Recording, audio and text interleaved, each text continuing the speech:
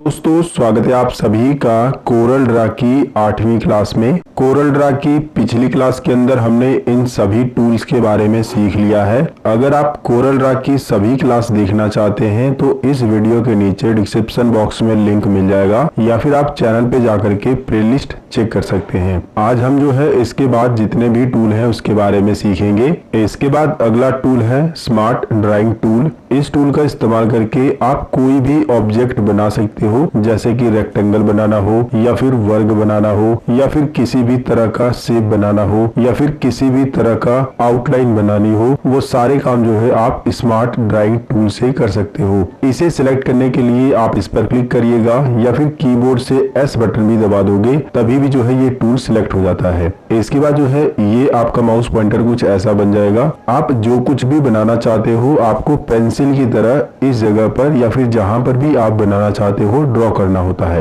Example के लिए अगर मुझे त्रिभुज बनाना है तो मैं इस तरह से जो है माउस का लेफ्ट क्लिक करके इस तरह से जो है बना करके बता दूंगा। ऑटोमेटिक स्मार्ट तरीके से जो है ये त्रिभुज बना करके मुझे दे देगा। ये बिल्कुल जादू की तरह काम करता है। बस आपको जो है बताना होता है कि आप क्या बनाना चाहते हो। थोड़ा बहुत टेढ़ा मेढ़ा भी बनेगा तो भी ये ऑटोमेटिक जो है शेप में कन्वर्ट कर लेता है, जो कि आप देख पा रहे हैं। इसी तरीके से अगर मुझे आयत बनाना है तो मैं इस तरह से आयत भी बना सकता हूँ। अगर मुझे वर्ग बनाना है तो मैं इस तरह से वर्ग भी बना सकता हूँ। कहने का मतलब ये है कि जो भी आप ऑब्जेक्ट बनाना चाहते हो वो आप स्मार्ट ड्राइंग टूल से इस तरह से बना सकते हो। कोई भी शेप बनाना हो, कोई भी ऑब्जेक्ट बनाना हो, बस आप जैसा बनाना चाहते हो, जिस तरह से पेंसिल से हम लोग पेज पर बनाते हैं उसी तरह से आपको यहाँ पर भी इस पेंसिल को चलाना है और ऑटोमेटिक जो है स्मार्ट तरीके से वो इस तरह से जो है कन्वर्ट हो जाएगा। अगर आप इस टूल को चलाते वक्त लाइन को मिलाएंगे नहीं तो ये जो है शेप में नहीं कन्वर्ट होगी, बल्कि जो है एक कर्व लाइन इस तरह से बन जाएगी, जो कि आप देख पा रहे हैं। बाद में जरूरत पड़ने पर आप इसे मिला भी सकते हैं। इसके लिए जो है आपको इस टूल को सेलेक्ट करना होगा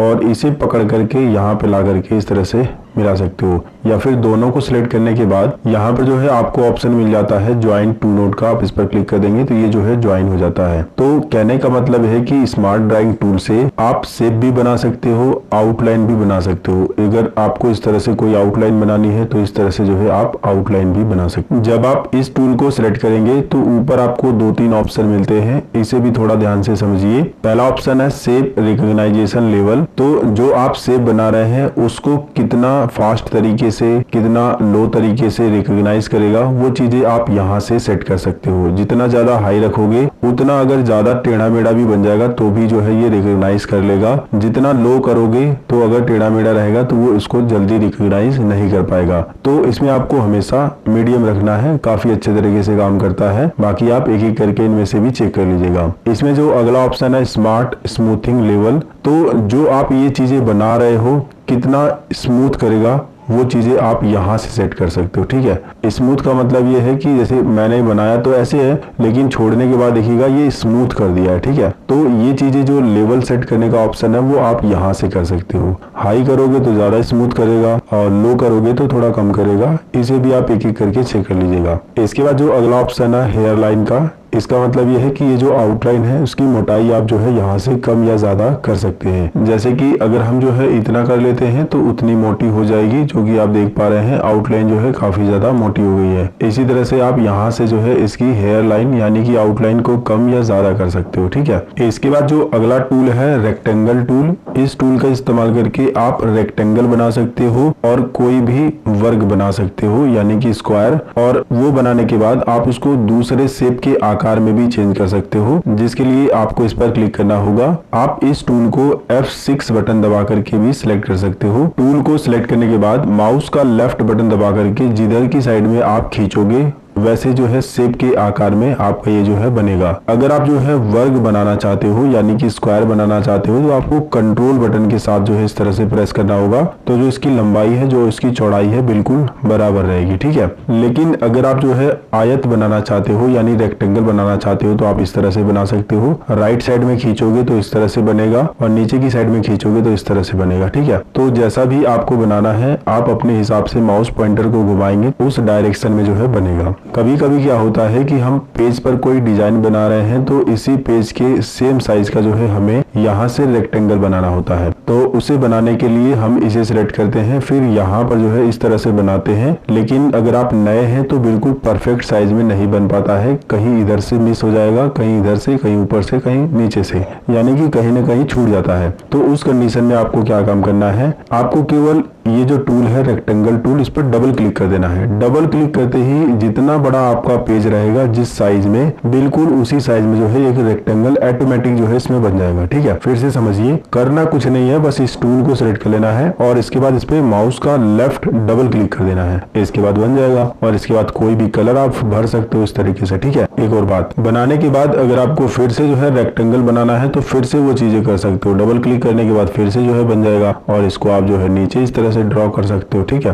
कहने का मतलब यह है कि आप डबल क्लिक करके जितना बड़ा पेज लिए हैं उसके साइज का जो है एक रेक्टेंगल बना सकते हो। अगर ये पेज को आप घुमा भी देते हो, जैसे कि मैं घुमा करके दिखा देता हूँ, ऐसे पेज भी रहेगा तो भी जो है जितना बड़ा आपका पेज है उसी साइज में जो है डबल क्लिक करने पे रेक्टेंगल ऑटोमेटिक बन जाता है, जो कि आप देख रहे हैं बन गया है। इसी के अंदर जो है अगला टूल है 3 पॉइंट रेक्टेंगल टूल। इस टूल का इस्तेमाल करके भी आप रेक्टेंगल बना सकते हो, लेकिन इसे इस्तेमाल करने का जो तरीका है वो थोड़ा सा अलग है, बड़े ध्यान से समझिएगा। आप इस पर क्लिक करेंगे, एक बार आपको यहाँ पर क्लिक करके इस तरह से माउस का लेफ्ट क्लिक करके लाइन बनानी है, फिर माउस को छोड़ देना है। अब आप जिधर अपने माउस पॉइंटर को ले जाएंगे उसी एंगल में जो है आपका रेक्टेंगल जो है बनेगा, जो कि आप देख पा रहे हैं। ठीक है, इस तरह से बन जाएगा। अब आप सोच रहे होंगे कि जब हम इस टूल से भी बना सकते हैं और इसके अंदर जो रेक्टेंगल टूल है इससे भी बना सकते हैं, तो दोनों के देने की क्या जरूरत है। तो मैं आपको बता दूं कि इससे जो है आप थोड़ा अलग टाइप का भी बना सकते हो। मैं आपको बना करके दिखा देता हूँ। इसे सिलेक्ट करिएगा,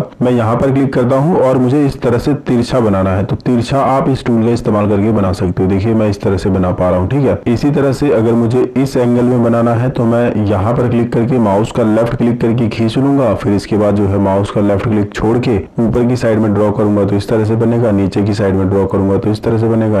बिल्कुल इधर नहीं, नीचे इस साइड में नहीं आएगा, ना ही ऊपर जाएगा, बस आप इधर कर सकते हो। ठीक है, इधर कर सकते हो, इधर, यानी कि दाएं बाएं कर सकते हो, ऊपर नीचे आप नहीं कर सकते हो। ये है इस टूल की खासियत। जब आप कोई भी ऑब्जेक्ट बनाते हैं तो ऊपर आपको प्रॉपर्टी बार में और भी बहुत सारे ऑप्शन मिल जाते हैं, इसे भी आप जो है समझ लीजिए। लगभग जो भी आप ऑब्जेक्ट बनाएंगे सभी में जो है ये ऑप्शन आपको देखने को मिलते हैं। तो एक बार मैं आपको समझा देता हूँ, उसके बाद जो है जो भी ऑप्शन आप यूज करोगे, अगर ये ऑप्शन दिखाई देते हैं तो आपको समझ जाना है कि इससे क्या होगा। इसमें जो सबसे पहला ऑप्शन है वो है ऑब्जेक्ट की पोजीशन। ये जो आपने ऑब्जेक्ट बनाया है वो पेज पर किस पोजीशन पर है वो आप यहाँ से जो है देख पाएंगे। इसके बाद जो अगला ऑप्शन है वो है ऑब्जेक्ट का साइज। जो आप ऑब्जेक्ट बनाएंगे उसका साइज क्या है, जैसे कि उसकी विड्थ क्या है, उसकी हाइट क्या है, वो चीजें आप यहाँ पर देख पाओगे और यहीं से चेंज भी कर सकते हो। ठीक है, जैसे कि ऊपर देखो 140 है, तो अगर मुझे इसको जो है 150 करना है तो मैं यहाँ पर 150 करके और यहाँ पर जो है क्लिक कर दूंगा तो 150 का हो जाएगा। ठीक है, इसी तरह से यहाँ पर जो है आपको स्केल का फैक्टर मिल जाता है, यानी कि ये जो ऑब्जेक्ट आपने बनाया है उसका जो साइज है वो आप यहाँ पर परसेंटेज में भी देख सकते हो और परसेंटेज में भी सेट कर सकते हो। अभी आप देखोगे हमने ऊपर चेंज किया था जिसकी वजह से 107% दिखा रहा है और यहाँ पर 100% है, यानी जब हमने इसे बनाया था तो दोनों 100% था, लेकिन जैसे ही हमने यहाँ पर बढ़ाया तो ये 107% हो गया। फिर से मैं आपको बना करके दिखा देता हूँ, हम इस तरह से ड्रॉ करेंगे तो अभी आप देखोगे साइज तो अलग अलग है, ये साइज अलग है, ये साइज अलग है, लेकिन यहाँ पर परसेंटेज बिल्कुल 100 दिखा रहा है, यानी कि 100% ये भी है, 100% ये भी है, इसमें कोई भी अभी हमने चेंज नहीं किया है। लेकिन अगर हम जो है इसको थोड़ा सा चेंज कर देते हैं, इसकी हाइट को थोड़ा सा बढ़ा देते हैं, तो देखिए इसका परसेंटेज भी बढ़ गया है। तो यहाँ से जो है आप परसेंटेज में भी स्केल फैक्टर को चेक कर सकते हो, उसको बढ़ा घटा सकते हो, परसेंटेज में भी इसका साइज को जो है कम या ज्यादा कर सकते हो। इसी के बगल में जो है आपको एक और ऑप्शन मिल जाता है लॉक का। इस पर क्लिक कर दोगे तो रेशियो जो है लॉक हो जाएगा। अगर आप एक को चेंज करोगे तो दोनों जो है एक बराबर चेंज होगा। मैं आपको दिखा देता हूँ, इसे डिलीट करते हैं, हम इस पर जो है इस तरह से बना लेते हैं। अभी हम जो है इसको लॉक कर देते हैं। लॉक करने के बाद अगर मैं जो है इसका साइज यहाँ से बढ़ाता हूँ तो नीचे वाला ऑटोमेटिक बढ़ जाएगा। 125 हम ऊपर वाले को कर देते हैं तो देखिए नीचे वाला भी 125 हो रहा है। तो ये जो लॉक वाला रेशियो है, अगर ये लॉक रहेगा, अभी देखिए लॉक है, तो आप एक साइज को बढ़ाओगे तो दोनों का जो साइज है, हाइट और विड्थ दोनों जो है एक साथ बढ़ेगी। लेकिन ये अगर अनलॉक रहेगा इस तरह से तो आप किसी एक एरिया का जो साइज है उसको बढ़ा सकते हो, जैसे कि हाइट बढ़ानी हो या फिर विड्थ बढ़ानी हो तो वो चीजें आप यहाँ से केवल एक को बढ़ा सकते हो, और दोनों को एक साथ बढ़ाना है तो आप इसे लॉक कर दीजिएगा। ठीक है, इसी में जो अगला ऑप्शन है वो है एंगल ऑफ रोटेशन। आप इस ऑप्शन का इस्तेमाल करके इसको रोटेट कर सकते हो, यानी कि घुमा सकते हो। जितने भी एंगल पे आप घुमाना चाहते हो वो एंगल आपको यहाँ पर टाइप करना होता है। जैसे कि मैं 45 एंगल पे घुमाना चाहता हूँ तो मैंने 45 टाइप किया, बाहर क्लिक करने के बाद जो है 45 एंगल पे जो है ये घूम गया है। घुमाने का एक और तरीका है कि आप बीच में क्लिक करके ये जो रोटेशन पॉइंट मिला है इसको पकड़ के भी घुमा सकते हो। ठीक है, लेकिन आप यहाँ से पॉइंट बाय पॉइंट बता करके भी घुमा सकते हो। जितना पॉइंट आप यहाँ पर टाइप करोगे उतने ही पॉइंट पे जो है ये रोटेट होगा, यानी घूमेगा। इसके बाद जो है आपको मिरर का ऑप्शन मिल जाता है। आप यहाँ से जो है इस वाले हिस्से को इधर मिरर कर सकते हो और इस वाले हिस्से को इधर, और इसी के नीचे जो है आपको एक और मिरर का ऑप्शन मिल जाता है। आप इसको हॉरिजॉन्टली मिरर कर सकते हो, यानी कि ऊपर वाला हिस्सा नीचे और नीचे वाला हिस्सा ऊपर। मैं आपको करके दिखा देता हूँ। फिलहाल मैं इसे डिलीट करता हूँ। हम इस टूल को सिलेक्ट करते हैं और यहाँ पर इस तरह से बनाते हैं और इसको पकड़ करके माउस का राइट क्लिक करके इसका डुप्लीकेट कर लेते हैं। इस वाले में कोई दूसरा कलर फिल कर देते हैं और इस वाले में कोई दूसरा, और दोनों को सिलेक्ट करते हैं और ऊपर से जो है थोड़ा इतना लाने के बाद माउस का राइट क्लिक कर देते हैं। इससे 4 हिस्से हो जाएंगे, ताकि जब मैं आपको समझाऊंगा तो समझाने में जो है आसानी रहेगी। कौन सा हिस्सा किधर जा रहा है वो आपको देखते ही पता चल जाएगा। ठीक है, अभी देखिए मैंने 4 कलर भर दिया है। अब चारों को मैं सिलेक्ट कर लेता हूँ। यहाँ से अभी जो है हम इसे ग्रुप कर देते हैं। इनके बारे में भी समझेंगे, ये आगे आपको देखने को मिलेंगे। फिलहाल मैं इसके बारे में समझाऊंगा। कंट्रोल जी से भी आप ग्रुप कर सकते हो या फिर इस पर क्लिक करके भी। ठीक है, अब देखिए ये एक हो गया है। जब आप इस ऑब्जेक्ट को सिलेक्ट करोगे तो यहाँ पर देखिए मिरर का ऑप्शन मिल गया। ठीक है, अगर आप इस पर क्लिक करोगे तो ऊपर वाला हिस्सा नीचे मिरर हो जाएगा और नीचे वाला ऊपर, जो कि आप देख पा रहे हैं। ठीक है, और इस वाले ऑप्शन पर क्लिक करोगे तो दाएं बाएं मिरर होता है। ठीक है, जो कि आप देख पा रहे हैं दाएं बाएं मिरर हो रहा है ना, तो ये होता है मिरर करने का काम। इसके बाद जो ये वाला ऑप्शन है और ये जो ऑप्शन है, इन दोनों ऑप्शन का इस्तेमाल करके ये जो कॉर्नर है इनको आप राउंड कर सकते हो। अभी आप देखोगे ये राउंड नहीं है, लेकिन जैसे ही आप इसे सिलेक्ट करोगे और यहाँ पर जितना आपको राउंड करना है वो आप टाइप कर सकते हो। जैसे कि देखिए मैं जितना यहाँ पर बढ़ा रहा हूँ वो जो है उतना राउंड हो रहा है। ठीक है, अगर आपको कोई शेप का कॉर्नर राउंड करना है तो वो चीजें आप यहाँ से कर सकते हो। एक चीज को आप नोटिस करेंगे कि मैं जैसे ही एक का बढ़ा रहा हूँ चारों बढ़ रहे हैं। ये चारों इसलिए बढ़ रहे हैं क्योंकि ये लॉक है। ये देखिए यहाँ पर जो है राउंडेड कॉर्नर टुगेदर, ये जो है लॉक लगा हुआ है इस पर। इसे अगर आप अनलॉक कर देंगे तो केवल वही हिस्सा बढ़ेगा जो आप बढ़ाएंगे। फिलहाल मैं डिलीट करता हूँ, फिर मैं आपको समझाता हूँ। इस तरह से हमने बना लिया। अब हमें ये वाला कॉर्नर राउंड करना है और ये वाला, बाकी दो को नहीं करना है। तो हम इसे अनलॉक करेंगे और ऊपर वाला कॉर्नर का मतलब ये वाला है, इसमें हम 25 टाइप कर देंगे। बाहर क्लिक करेंगे तो देखिए ये वाला राउंड हुआ है, और ये वाला राउंड करना है तो हम यहाँ पर क्लिक करके 25 कर देंगे तो ये वाला राउंड होगा, बाकी ये और ये नहीं होगा। अगर ये लॉक रहेगा तो आप एक को बढ़ाओगे, जैसे कि मैं इसको बढ़ा देता हूं तो चारों बढ़ जाएंगे। अब आप कहोगे कि बढ़े तो नहीं, ये वाला नहीं हुआ। तो ये चीजें जब होगी जब आप इसको 0 कर दोगे। ठीक है, इसको भी 0 कर दीजिएगा और इसको भी 0 कर दीजिएगा, तो सब बराबर हो जाएगा। इसके बाद इसको लॉक कर दीजिएगा और अब अगर आप करेंगे तो जो है चारों होगा, जो कि आप देख पा रहे हैं। ठीक है, मेरे ख्याल से ये चीजें आपको समझ आ गई। इसके बाद जो अगला ऑप्शन है वो है रैप पैराग्राफ का। तो जब आप पैराग्राफ लिखोगे तब ये काम में आता है। तो जब हम टेक्स्ट टूल का इस्तेमाल करेंगे तो इसके बारे में समझ लेंगे। इसके बाद जो अगला ऑप्शन है वो है आउटलाइन का। तो जो भी आप ऑब्जेक्ट बना रहे हैं उसकी आउटलाइन जो है आप यहाँ से मोटा कर सकते हैं या फिर पतला कर सकते हैं। जितना ज्यादा करोगे उतना मोटा बनेगा, जो कि आप देख पा रहे हैं, और जितना कम करोगे उतना पतला बनेगा। यहाँ पर जो है 8.4 दिया है, लेकिन अगर आपको इससे ज्यादा करना है तो आपको यहाँ पर टाइप करना होता है। जैसे कि मुझे 10 करना है तो मैंने यहाँ पर टाइप कर दिया, तो 10 के हिसाब से हुआ। ठीक है, इसके बाद जो अगला ऑप्शन है वो है कन्वर्ट टू कर्व का, जिसके बारे में हम लोग बात कर चुके हैं पिछली वीडियो में। इसके बाद अगला टूल है एलिप्स टूल। इस टूल का इस्तेमाल करके आप सर्कल बना सकते हो। इसके अलावा और भी बहुत सारे ऑब्जेक्ट आप सर्कल बना करके उसके अंदर से कट करके भी बना सकते हो। तो ये बहुत ही काम का टूल है। फिलहाल इसको यूज करने के लिए आप इस पर क्लिक करिएगा या फिर F7 बटन से भी आप इसको सिलेक्ट कर सकते हैं। अभी अगर आप जो है माउस का लेफ्ट क्लिक करके इस तरह से ड्रैग करोगे तो देखिए अंडे आकार का सर्कल बन गया है, जो कि आप देख पा रहे हैं। और अगर आप नीचे की साइड में ड्रैग करेंगे तो इस तरह से बनेगा। लेकिन अगर आपको एग्जैक्ट गोला चाहिए, एग्जैक्ट सर्कल चाहिए, बिल्कुल चारों ओर से बराबर रहे, तो आप कंट्रोल बटन को होल्ड करिएगा, यानी कि कंट्रोल बटन को दबा लीजिएगा। इसके बाद माउस का लेफ्ट क्लिक करके खींचेंगे तो इस तरह से बिल्कुल एक साइज में जो है बनेगा। बनाने के बाद जो है ऊपर देखेंगे सेम वही चीजें मिली है हमको जो अभी हमने पीछे सीखी है। यहाँ पर जो है 2-3 और ऑप्शन जो अलग है उनके बारे में बात कर लेते हैं। इसमें जो देखिए आप सर्कल तो बना ही सकते हैं, साथ में साथ आप पाई बना सकते हैं और आर्क भी बना सकते हैं। आप इस पर क्लिक कर देंगे तो आर्क बन जाएगा, आप इस पर क्लिक कर देंगे तो पाई बन जाएगा और इस पर क्लिक कर देंगे तो इलिप्स यानी कि सर्कल बन जाएगा। अगर आप जो है इस पर क्लिक करते हैं और ये जो आपने पाई बनाया है,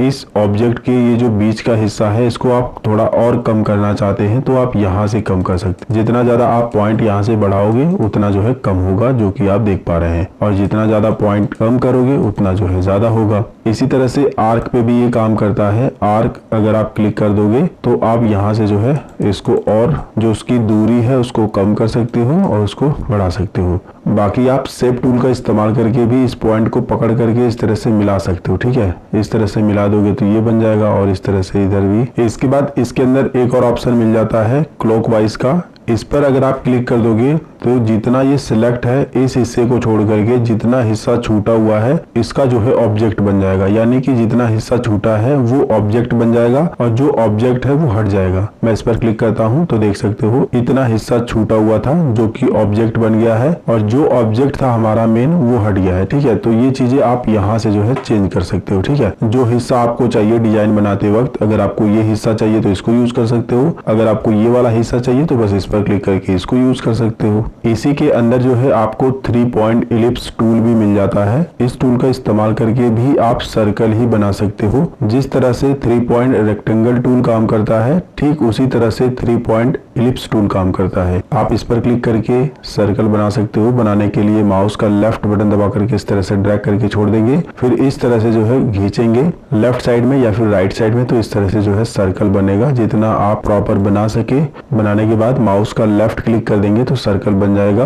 बाकी सारी चीजें सेम हैं जो कि आप ऊपर देख पा रहे हैं। इलिप्स टूल से आप पत्ती वाला शेप भी बना सकते हो। अगर आप कोई डिजाइन बना रहे हो जहां पर पत्ती वाला शेप बनाना है तो आप इस टूल को सिलेक्ट करिएगा, कंट्रोल बटन दबा करके इस तरह से एक सर्कल बना लीजिएगा। इसके बाद पिक टूल को सिलेक्ट करिएगा और इसका एक डुप्लीकेट बना लीजिएगा। कंट्रोल डी से भी बन जाएगा या फिर यहाँ पर लाने के बाद माउस का राइट क्लिक कर देंगे तो डुप्लीकेट बन जाएगा। इसके बाद जो है दोनों को सिलेक्ट करिएगा और यहाँ से जो है आपको इंटरसेक्ट जो ऑप्शन दिखाई दे रहा है इस पर क्लिक कर देना है। ये जो सारे ऑप्शन है ना इन सभी के बारे में बात करेंगे। फिलहाल आप इंटरसेक्ट के बारे में समझिए। इंटरसेक्ट क्या काम करेगा, दोनों ऑब्जेक्ट के बीच में जो ऑब्जेक्ट है उसको एक अलग ऑब्जेक्ट बना देता है। आप इस ऑप्शन पर जैसे ही क्लिक करेंगे तो आपको एक इस तरह से एक अलग से जो है शेप मिल जाएगा। बाकी आप इसे भी डिलीट कर सकते हो और इसे भी। आपको एक अलग शेप मिल गया है जो कि पत्ती के आकार का है, आप देख सकते हो। इसके बाद जो है आप इसके अंदर कलर फिल कर सकते हो और जहां पर भी आपको यूज करना है आप इसे यूज कर पाओगे। बाकी इलिप्स टूल का या फिर कहें रेक्टेंगल टूल का इस्तेमाल करके और भी अच्छे अच्छे शेप बनाए जाते हैं। जब हम डिजाइन करना सीखेंगे तो इन टूल का इस्तेमाल करके आप कैसे कैसे शेप बना सकते हो वो सब कुछ मैं आपको बताऊंगा। फिलहाल ये वीडियो थोड़ा सा बड़ा हो गया है इसलिए जो है हम इस वीडियो को यहीं पर एंड करते हैं। बाकी जितने भी टूल हैं उनके बारे में हम लोग आने वाली वीडियो में बात करेंगे। अगर ये वीडियो आपको पसंद आया तो वीडियो को लाइक शेयर सब्सक्राइब करिए। अगर आपके मन में कोई सवाल है तो नीचे कमेंट करिए। मिलेंगे फिर एक नई वीडियो में एक नई जानकारी के साथ।